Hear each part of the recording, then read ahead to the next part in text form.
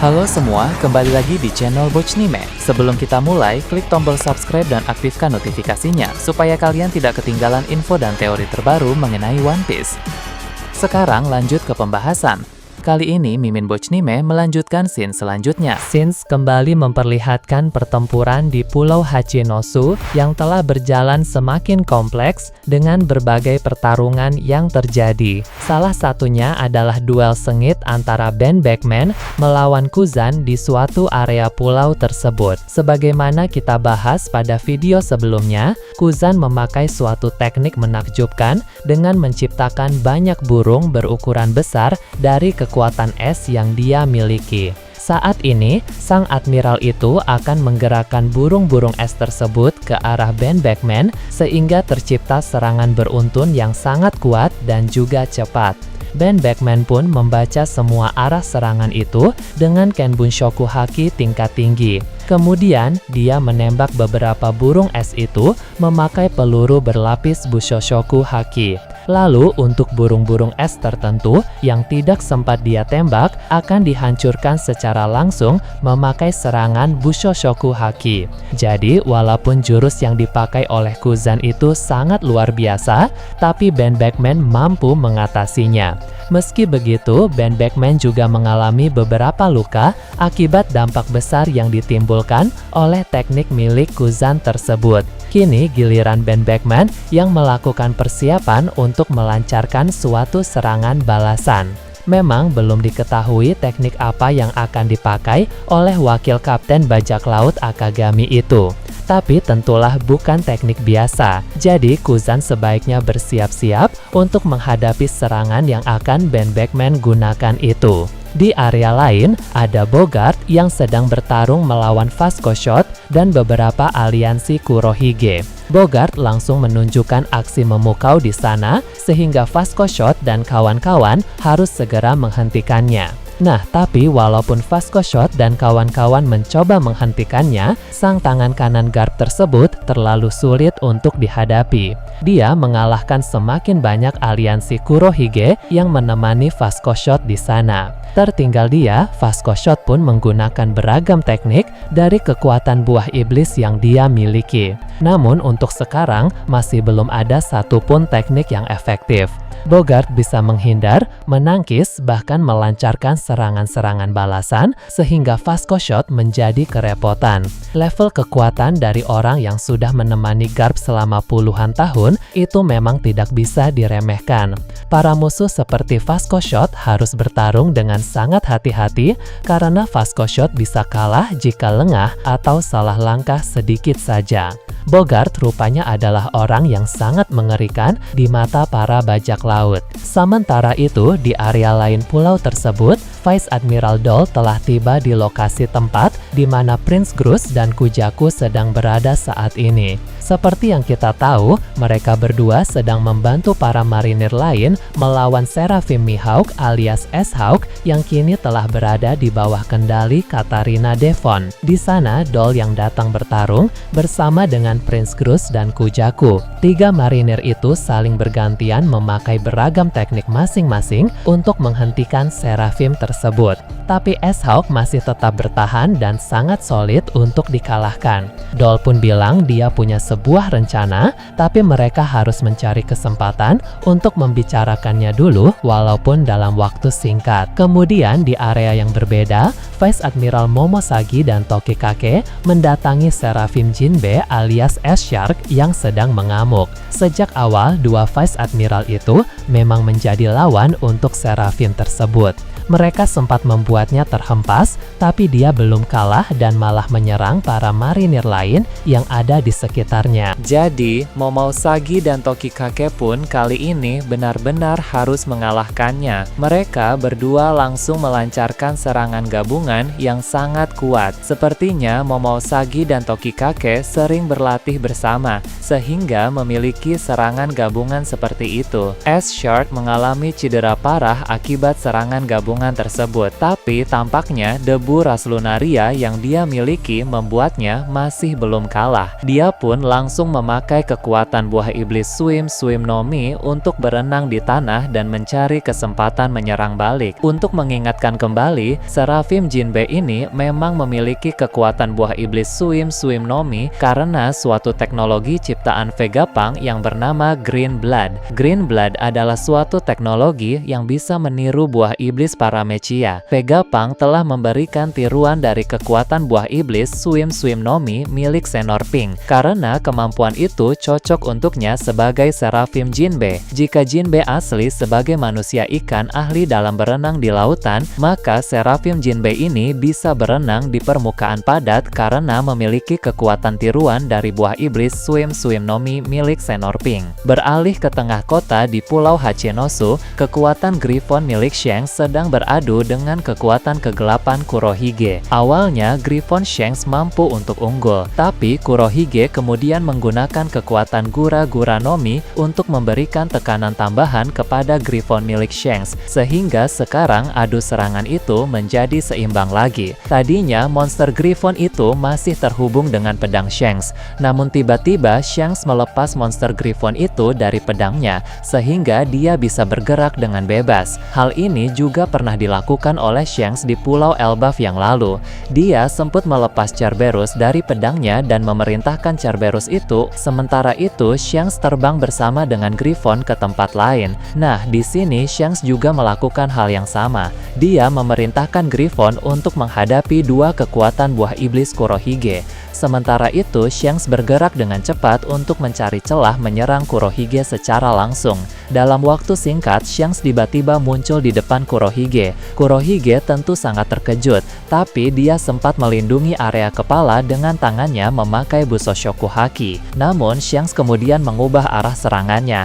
Tadinya dia berniat menebas kepala Kurohige, tapi karena tangan Kurohige menghalangi area kepala, Shanks pun memutuskan untuk menebas tubuhnya saja. Namun, tebasan Shanks hanya mengenai ujung baju milik Kurohige.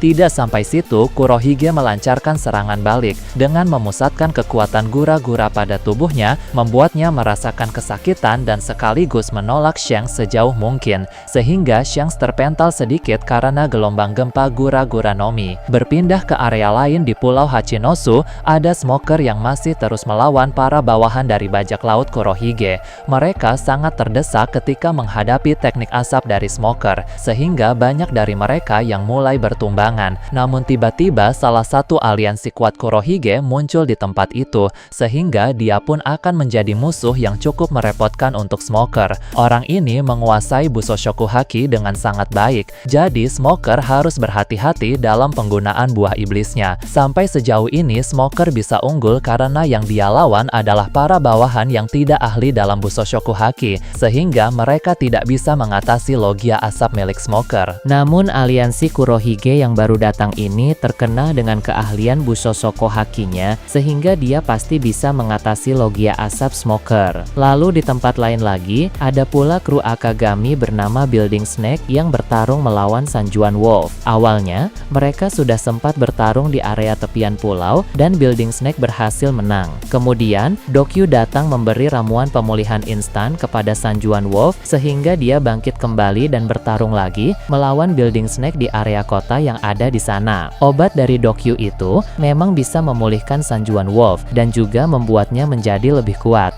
Tapi, ada efek samping menyakitkan setelah pengaruh obatnya habis. Karena Building Snake tahu, jika hanya adu serangan saja dia tidak akan bisa menang, maka dia pun mulai mencari titik kelemahan dari Sanjuan Wolf. Orang dengan tubuh sebesar Sanjuan Wolf tentu memiliki kelemahan yang bisa membuatnya tumbang. Building Snake memulai serangannya dengan menebas persendian di kaki Sanjuan Wolf, sehingga raksasa itu seketika langsung jatuh.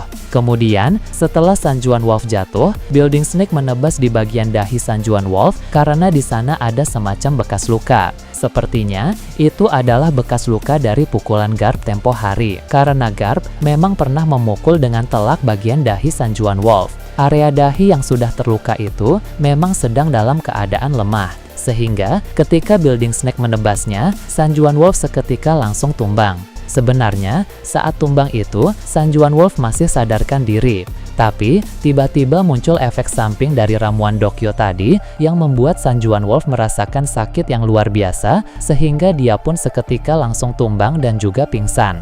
Di sini, sekali lagi, Building Snake berhasil mengalahkan Sanjuan Wolf. Namun, Building Snake sekarang sudah hampir kehabisan tenaga. Dia pun berusaha mencari tempat penyimpanan makanan dari para anak buah Kurohige. Karena dengan makanan-makanan itu, dia akan mendapatkan tambahan stamina walaupun mungkin tidak akan banyak.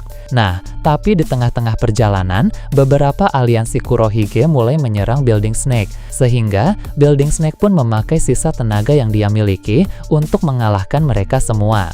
Setelah itu, Building Snake pun benar-benar kehabisan tenaga dan tidak bisa bertarung lagi. Untung saja, Rockstar dan beberapa anak buah Akagami yang lain datang ke tempat itu. Rockstar pun meminta rekan-rekannya untuk melindungi Building Snake di tempat itu. Sementara dia akan ke kapal dan mengambil beberapa daging dan sebuah obat untuk menambah stamina. Nah, obat itu adalah ciptaan Hongo, sang dokter dalam bajak laut Akagami. Namun, obat yang Hongo ciptakan tersebut adalah obat aman, tidak memiliki efek samping seperti ramuan Dokyo tadi. Jadi, khasiatnya juga tidak akan terlalu besar, hanya akan menambah energi sedikit saja untuk bisa bangkit.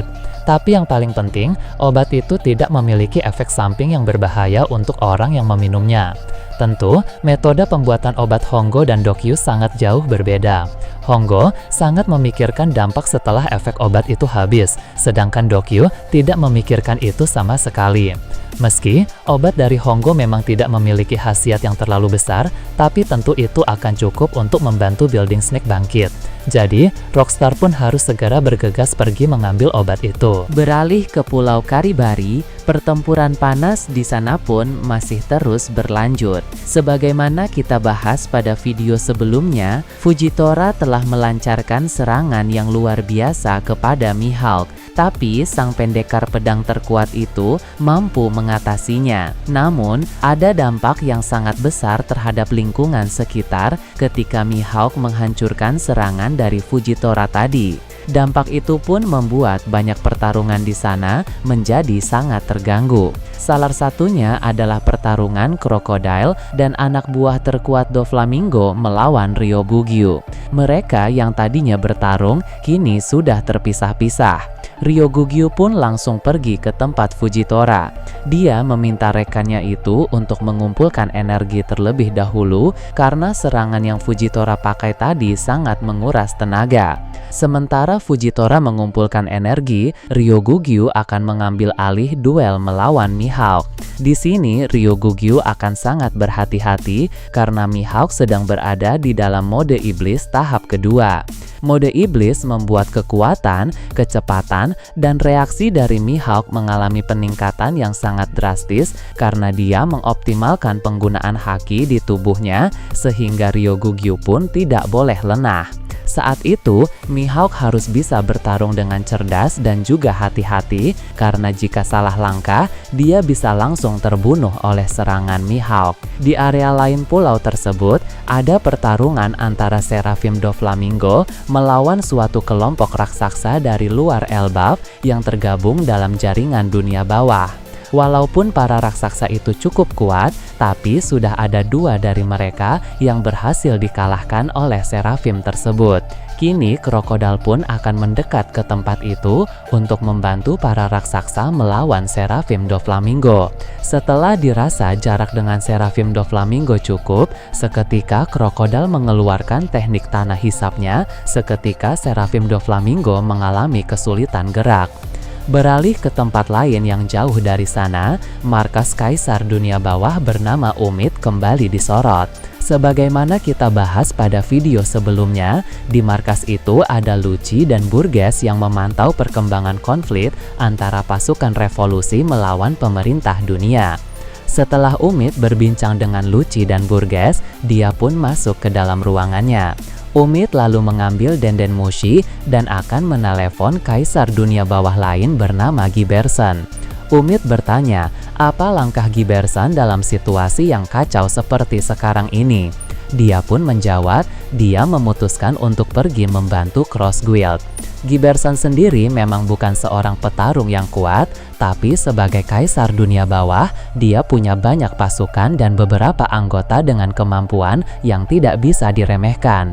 Jadi, jika kelompok Giberson itu datang ke Pulau Karibari nanti, maka mereka akan berguna untuk menambah kekuatan tempur di pihak Cross Guild. Keadaan di sana akan terus berkembang menjadi semakin menarik. Nah, bagaimana menurut kalian terkait ini? Nah, itu tadi berbagai hal menarik pada pembahasan channel Bochnime kali ini. Menurut kalian bagaimana? Silahkan tulis di kolom komentar di bawah. Oke, segitu saja untuk pembahasan kali ini. Jangan lupa like, share, dan subscribe untuk video menarik selanjutnya. Peaceful World.